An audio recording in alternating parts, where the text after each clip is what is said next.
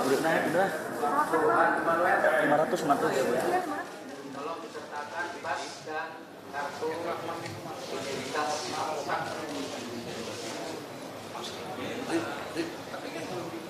Bas gitu. Bas.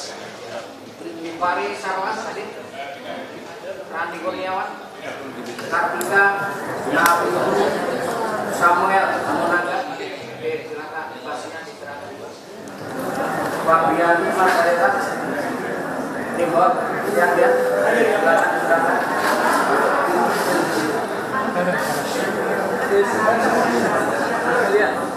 Dia hadir pada pagi ini. Johan Manuel, kemudian Samuel dan jadi nomor 15, nomor 17 dan nomor 11 ya.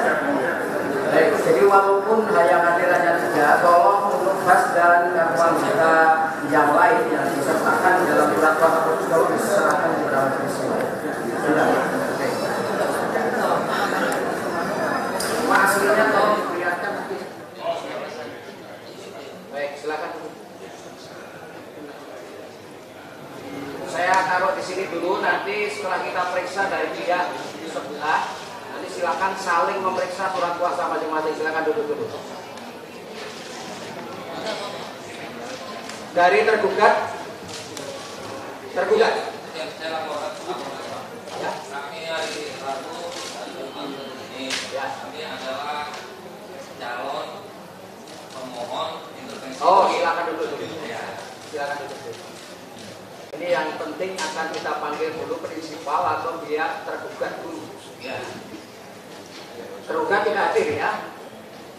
Setelah kita lihat relas panggilan melalui surat tercatat. Karena relasnya melalui surat tercatat ya, bukan melalui relas panggilannya.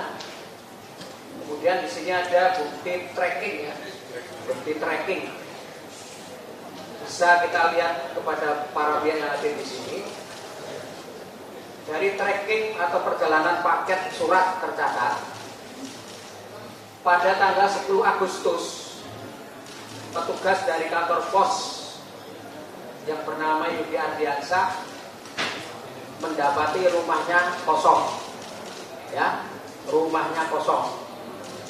Kemudian pengantaran yang kedua pada tanggal 11 Agustus, di sini ada keterangan pindah, ya, penerima surat pindah, artinya penerima itu pihak yang ditujukan, yang tergugat pindah, di sini keterangannya. Kemudian antaran yang ketiga tanggal 11 Agustus jamnya beda, artinya 16.42.13 ini 16.49.23 pindah. Jadi alamat yang dimaksud oleh penggugat terhadap tergugat Rocky Gerung alamatnya pindah. Silahkan kalau mau dicek tracking itu. Kemudian saya sampaikan tanggal 15 Agustus surat tercatat tersebut dikembalikan, retur, artinya kembali ke pihak pengadilan negeri. Jadi gitu ya. Mau dicek silakan.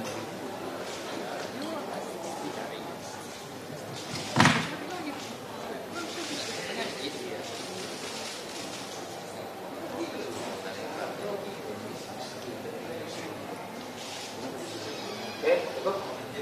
Ya, silakan.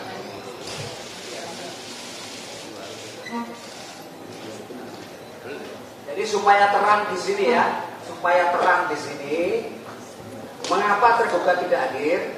Karena di alamat tergugat yang disampaikan oleh pihak penggugat di dalam surat gugatan telah ternyata melalui panggilan surat tercatat alamat yang dimaksud itu sudah pindah. Ya. Jadi alamat tergugat sudah pindah sebagaimana di dalam penyampaian panggilan gugatan melalui surat tercatat. Nah itu, silakan abang sampaikan dulu sebelum nanti kita akan kesempatan kita lihat yang hadir. Terima kasih yang mulia. Ya. Izinkan saya prinsipal untuk Ya. berbicara. Ya. Kami mengajukan gugatan terhadap saudara Rocky Gerung berdasarkan kepada alamat yang tertera di dalam perkara di Mahkamah Konstitusi. Jadi di dalam salinan putusan Mahkamah Konstitusi tertera alamat Rocky Gerung di Jalan Pisang, Pasar Minggu, dan di dalam lampiran bukti juga tertera KTP Rocky Gerung. Jadi mohon izin kami menyampaikan putusan tersebut untuk bahan bahwa alamat itu kami dasarkan kepada satu putusan yang valid di mana menyatakan bahwa alamatnya di Jalan Pisang. Dan kami juga melampirkan di sini Google Maps yang menyatakan bahwa rumah itu adalah rumah Rocky Gerung. Ya, silakan.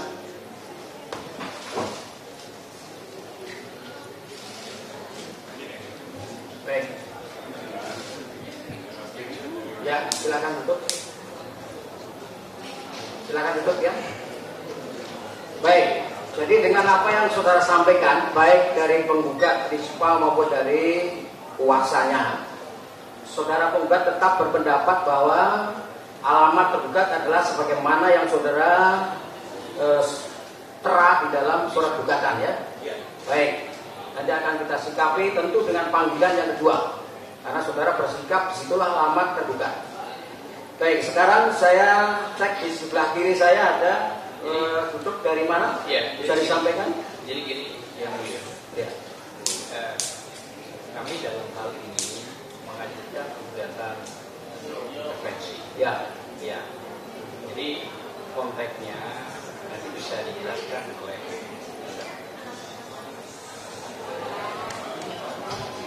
Terima kasih Pak Majelis Hakim yang mulia. Ya.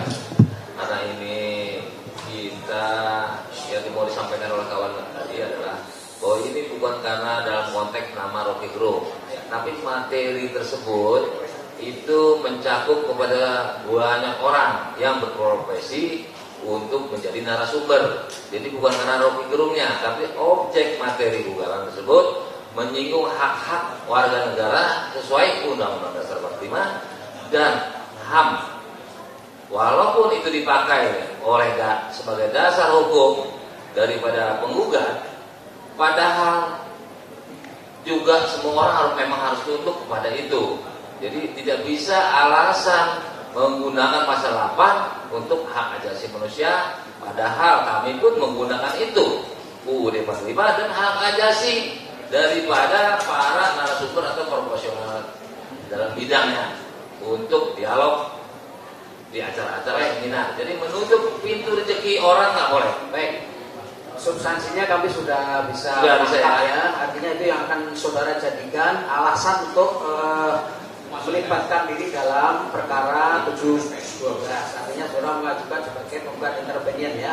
Hak dilanggar. Ya. Ada lagi yang akan disampaikan? Silakan. Mohon izin yang mulia. Nah, nanti saya kasih kesempatan. Bentar. Nanti akan kita bagi kesempatan. Silahkan dari sini. Ya. Ya. Jadi poin utamanya adalah tanpa disadari atau dimengerti dengan baik barangkali, inilah pembunuhan karakter kepada seseorang dan berdampak. Kalau ini jadi jurisprudensi, apabila dikabulkan, nasib kita yang suka ceramah, yang suka berseminar dan lain sebagainya dan berbicara di publik bisa mati gara-gara perilaku yang tidak memahami substansi ini. Oke. Nah, yang kedua yang mulia, kalau konteksnya yang dimaksud Jokowi tentang bajingan tolol, Mohon izin yang mulia. dengar dulu, saya lagi ngomong, nanti ada dapat bagiannya. Seharusnya Anda belum bisa Yang bicara. ada, saya Karena mau Anda kasih belum alasan. diterima Nggak sebagai ada. bisa. Maaf yang mulia. Ya. Supaya Nggak untuk ada. acara berjalan, Gimana? Bapak ini belum bisa duduk di kursi. Oke. Biar untuk acara berjalan. Ini Saya advokat. kesempatan. Saya tahu kematian dia tidak boleh di sana yang mulia. Hakim masih bicara, hakim hakim masih bicara nih Pak. Anda belum bisa di sana sebelum diizinkan oleh hakim. Hakim dong. Anda melampaui hakim. Sudah. Ingat ya. Ini juga yang mulia. Selanjutnya di Dengar.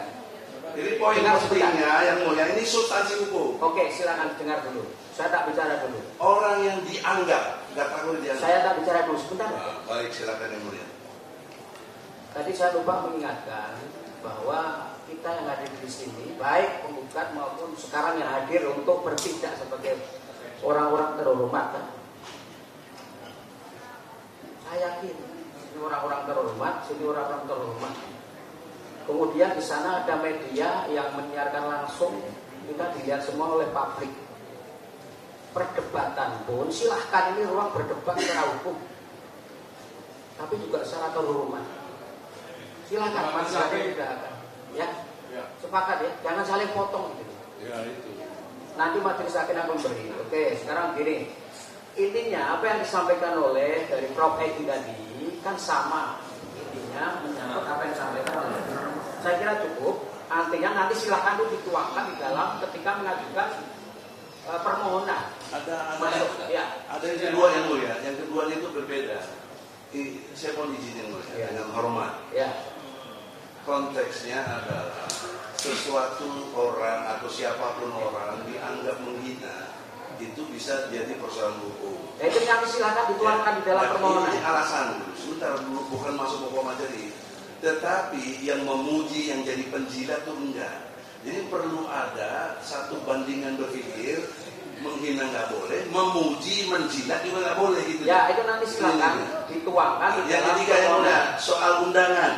Saya tidak mau yang mulia terjebak nanti bikin undangan yang kedua karena dengan alamat yang sama dan tidak ada. Lalu nanti Kami tidak akan terjebak, kami sudah punya SOP tentang panggilan. Ya. Maksud saya begini, bebankan kepada dia yang juga cari sampai ketemu gitu. Ya, nanti urusan majelis itu. Terima kasih ya. Baik, jadi saya kira itu ya. Kalau yang ini tidak perlu ditanggapi, nanti malah jadi ramah panjang aja. Mohon izin yang Ya, mulia. gimana? Karena tadi keberadaan saya sebagai penggugat sudah disinggung-singgung Ya. oleh pihak yang belum berhak duduk di Ya. sana. Jadi mohon yang mulia Baik. menegakkan hukum acara bahwa pihak ini belum ada di sana. Betul. Dan apapun yang dia katakan tidak boleh tercatat di berita acara persidangan. Ini yang mau akan saya sampaikan. Baik. Maka saya tanya, apakah dari pihak sekarang sudah membawa surat kuasa terkait dengan soal rencana yang akan melakukan permohonan intervensi? Sudah. Terima kasih Pak Majelis, Ketua Majelis Hakim yang mulia. Kita bukan tiba-tiba ujuk-ujuk masuk ke sini ya. Kita hari Jumat sudah ke sini, hari Rabu sudah, Jumat juga. Ternyata harus langsung di persidangan, setiap paniteranya langsung maju. Nah, persyaratan yang kedua yang ditanyakan oleh Majelis Hakim, kami sudah siapkan surat kuasa. Silakan. Nah, Silakan. Itu ya. Oke. Silakan. Sini nggak perlu ada tepuk tangan. Gak apa-apa, tapi saya yakin. Ya.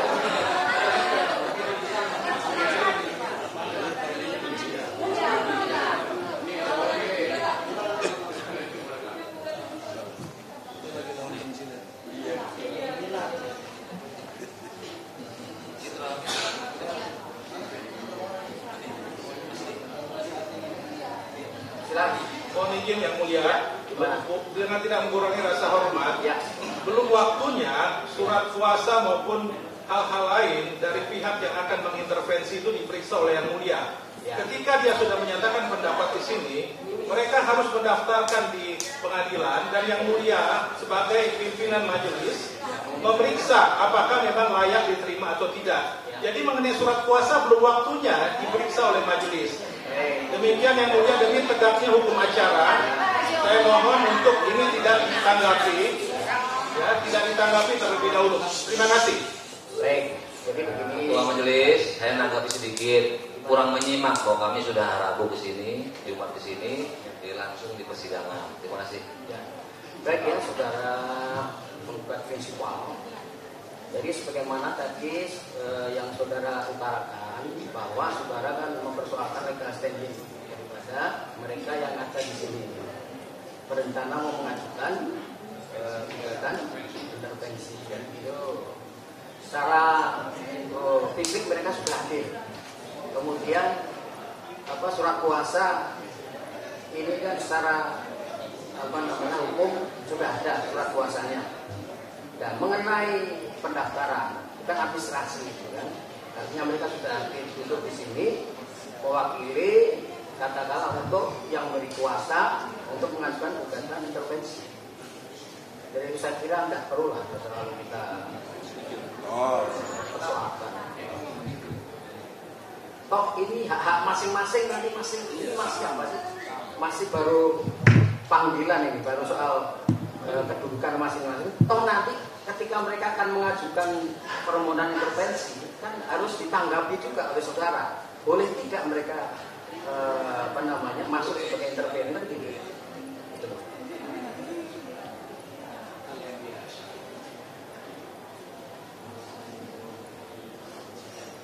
Nah, tentu kan nanti juga terkait dengan soal tergugat prinsipal kan juga belum hadir. Nah, apakah mereka masuk nanti juga kan kita berikan permohonan mereka itu kita berikan kepada tergugat, ditanggapi juga. Berkenan enggak mereka masuk kan begitu. Jadi masih panjang. Ya. Saya kira gitu ya. Secara prinsipil ini tidak melanggar hukum acara sama. Iya, terima kasih Yang Mulia. Kami serahkan kepada Yang Mulia. Ini secara prinsipil, secara substansi tidak ada yang dilanggar hukum acara. Ya. Oke ya. Baik. Dengan demikian, oleh karena pihak tergugat pada sidang hari ini, hari Selasa tanggal 22 Agustus sesuai dengan panggilan melalui surat tercatat tidak hadir dan sudah kita sampaikan kepada penggugat prinsipal maupun kuasanya bahwa alamat sebagaimana dalam surat gugatan sudah pindah, tapi saudara penggugat tetap ya nanti tetap akan kita panggil di sana. Mohon izin Yang Mulia. Jika diperkenankan bahwa surat panggilan tersebut bukan dikirimkan melalui pos, tapi melalui jurusita, karena mengingat kalau yang bersangkutan tidak ada di rumah, maka itu akan dikirimkan ke kepala desa atau lurah. Nah, ini kalau melalui pos pasti akan kembali ke pengirim. Kami masih yakin alamat sesuai KTP tergugat Rocky Gerung masih di Jalan Pisang. Demikian Yang Mulia. Jadi mohon jurusita yang langsung ke alamat. Kalau rumahnya kosong, ya ke kelurahan. Kalau lurah bilang sudah pindah, berarti sudah pindah. Jadi kami bisa mencari alamat lain. Terima kasih Yang Mulia. Baik, saudara penggugat ya. Memang barangkali ada hal-hal yang menyangkut perubahan yang dilakukan oleh Mahkamah Agung. Barangkali saudara sebenarnya sudah dengar ya, bahwa sekarang mengenai panggilan terhadap para pihak itu melalui surat tercatat dari Mahkamah Agung sudah bekerja sama dengan PT Pos Indonesia. Soal SOP-nya, prosedurnya bagaimana, apakah ini sudah diterima atau dianggap sudah diterima, sudah diatur. Ya. Jadi ini kami akan panggil bagaimana saudara tetap mengendaki di alamat itu. Mohon izin Yang Mulia, petunjuk apabila memang keterangan dari rumah tersebut kosong, kami mohon arahan dari Yang Mulia, apakah kami merubah surat gugatan tersebut dengan mengatakan alamatnya tidak diketahui lagi, atau mohon masukan dari Yang Mulia. Kalau saudara mencermati tracking, kan? Yang pertama kosong, yang kedua kosong, yang ketiga kosong, terakhir tanggal 15 Agustus. Di sini kan jelas keterangannya, barang Anda telah melewati proses irregularisasi dengan status retur barang. Ini petugasnya jelas oleh Supriyadi di kantor cabang Jakarta Flora. Di sini artinya kalau sudah retur berarti dikembalikan, Pak. Dikembalikan. Kalau dikembalikan tentu di sini apalagi sini sebut di 11 Agustus ini penerima pindah. Jelas ini, penerima pindah. Nah, soal ketentuan mengenai panggilan ketika alamat yang bersangkutan saudara masih berpendapat di situ, akan kita panggil di situ. Kecuali kalau saudara menghendaki, Pak, kami sudah nggak mengetahui lagi alamat yang sekarang, tentu saudara harus merubah alamat tergugat di dalam surat gugatan. Dahulu beralamat di sini, sekarang tidak diketahui alamatnya. Itu kan praktek seperti itu. Atau kecuali saudara tahu alamat yang sekarang, gitu. Itu ya.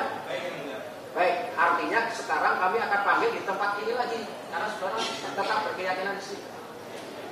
Demikian. Jadi untuk pengunduran sidang kita akan tunda 2 minggu ya dari hari sekarang. Begini, saya minta kesepakatan oleh karena hari Selasa ini kan bertabrakan dengan sidang Mario dan Sen ya, hari Selasa. Maksud saya supaya nanti kita sidang bisa di ruang sidang utama, kita geser ke hari Kamis ya. Bisa ya? Bisa. Supaya tidak berdesak-desakan. Kasihan teman-teman media juga. Izin kedua Rocky Gerung Palu. Ya. Kami hanya bertanya. Ya. Untuk sidang hari Kamis tersebut, apakah kami dapat panggilan atau kami datang sendirinya tanpa dipanggil supaya nggak terjadi kegaduhan seperti ini lagi. Saudara nanti akan setelah kita tunda ini saudara kita panggil karena legal standing saudara kan sudah sah di sini. Tinggal saudara nanti memanggil, tinggal nanti saudara kan mengajukan permohonan intervensinya. Karena pihak penggugat harus dikasih tahu, Pak. Nah, nanti diserahkan secara resmi di persidangan yang akan datang. Silakan kalau mau diambil.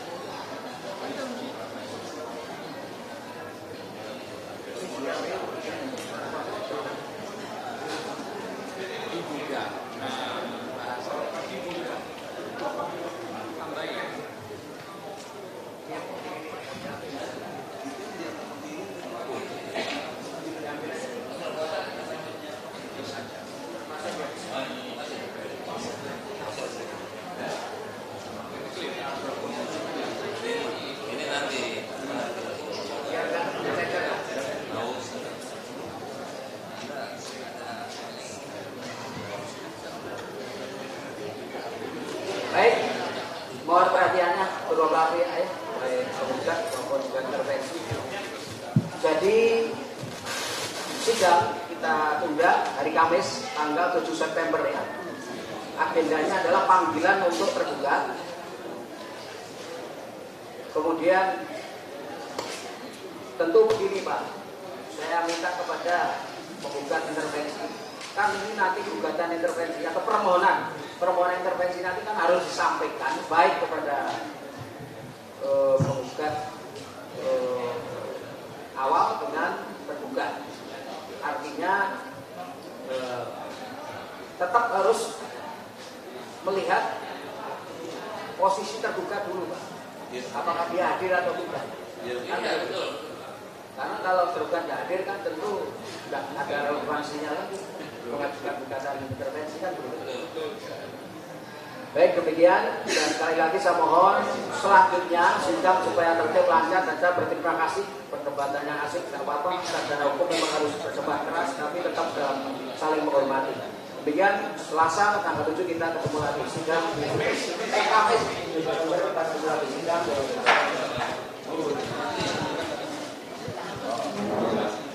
Selamat dulu Pak. Mantap. Mantap.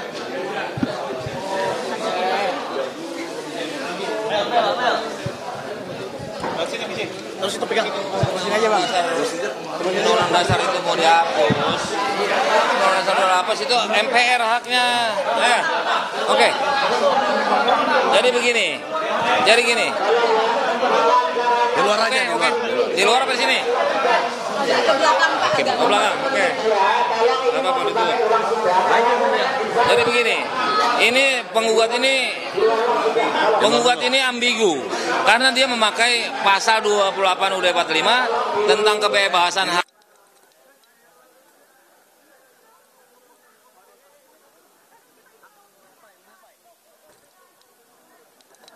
Bye. Bang, thank you bang.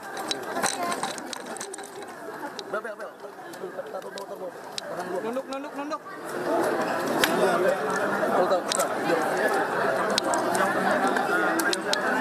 Bang, sini aja bang. Bel. Apa?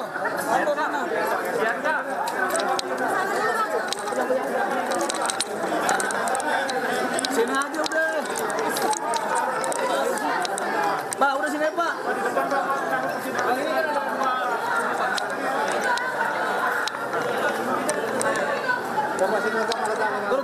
Terus. Dah. Sini Pak. Ya Pak, capek nih. Bel. Turun dikit pala. Pala.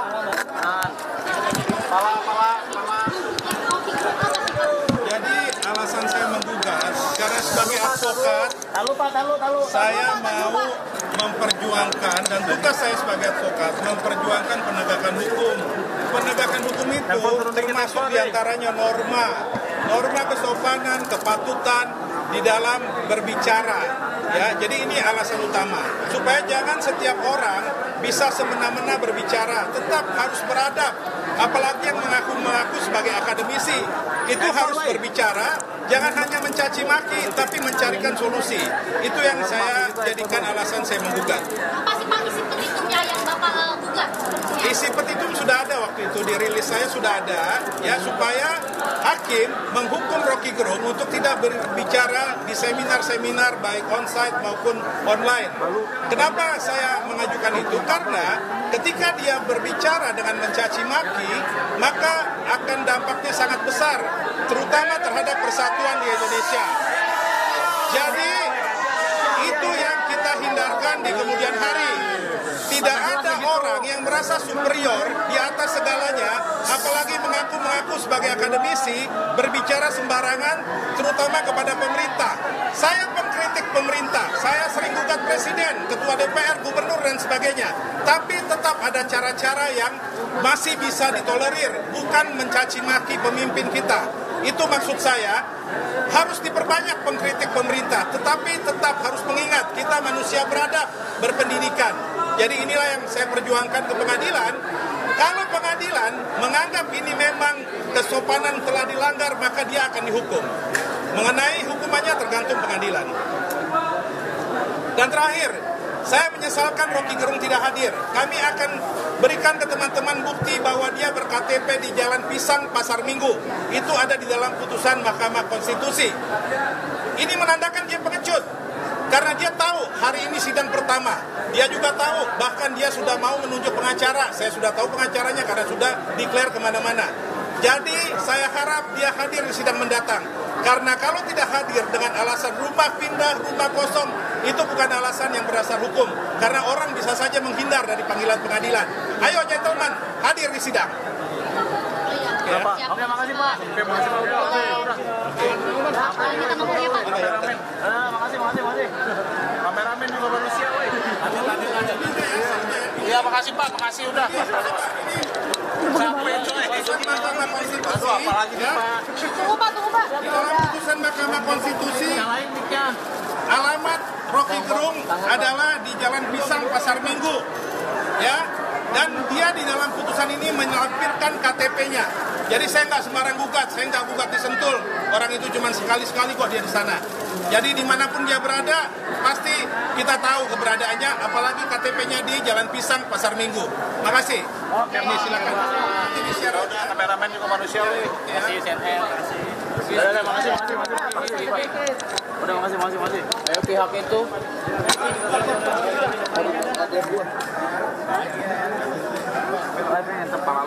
BJ.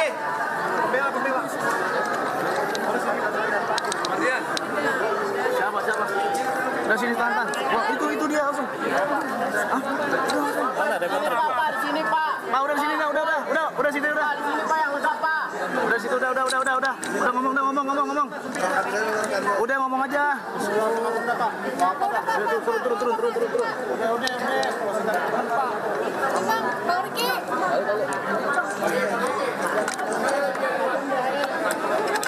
Muslim. Ayo sini, sini.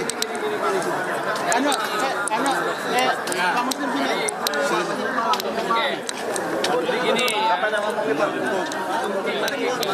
Jadi gini,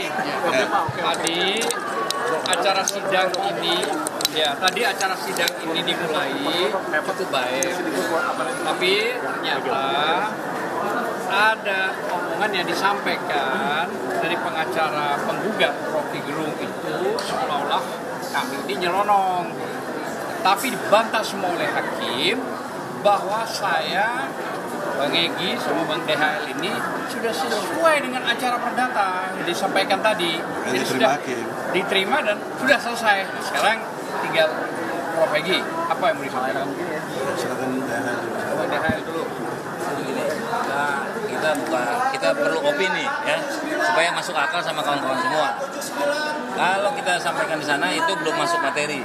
Begini persoalan intinya, bahwa dia melarang orang menggunakan hak orang yang tidak boleh dilarang. Hak berdaulat dia pakai untuk melarang kedaulatan, yaitu pasal 28 Undang-Undang Dasar 45 dan Undang-Undang Hak Asasi Manusia. Sehingga undang-undang itu dia buat dualisme, ambigu. Kenapa ambigu? Undang-undang itu memberi kebebasan untuk Rocky, CS dan lain-lain, kami semua ini suka diundang. Bahaya tadi, seperti Bang Egy bilang, bisa jadi jurisprudensi. Alhasil setiap ada orang nggak suka tentang suatu narasi, materi, diksi, udah digugat, gugur, nggak bisa. Itu bahaya dengan kebebasan hak dan kepastian hukum. Satu, kedua.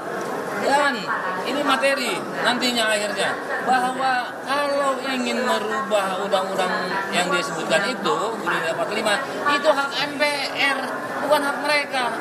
Terhadap undang-undang di bawah sistem UUD 45 yaitu hak asasi manusia, kalau yang merubah itu hak DPR atau Mahkamah Konstitusi. Dia salah tempat melarang itu menggunakan hak-hak Rocky, menggunakan hak Bang Egy, saya yang sudah diundang. Itu bahaya, ustadz-ustadz, pendeta, semua nggak boleh menyampaikan dialog yang sifatnya monolog dan lain-lain. Demikian, ini senior saya coba bicara dulu. Ya, sisi lain, saudara, petitumnya harus diingat, petitum dari mereka itu bahwa Rocky dilarang bicara seumur hidup. Itu kan kurang ajar gitu loh secara hak asasi manusia. Tadi sudah diuraikan. Maka konstruk yang kedua secara ilmu hukum, saya ingin mungkin ada masukan bagus buat MPR DPR ke depan. Undang-undang yang berkait dengan menghina sudah bagus. Kita memang tidak boleh menghina. Tapi saya ingin keseimbangan yang menjilat, karena diduga orang-orang kayak begini ini penjilat gitu loh. Memuji-muji. Banyak sekali orang yang memuji-muji, banyak sekali orang yang menjilat. Karena ini kekuasaan yang empuk, presiden. Sementara presiden sendiri nganggap ini soal kecil. Nggak ada masalah, buat diri saya pun nggak ada masalah. Itu dipidatokan dalam pidato negara. Nggak ada masalah. Kenapa sekarang dia jadi masalah gitu loh? Ya?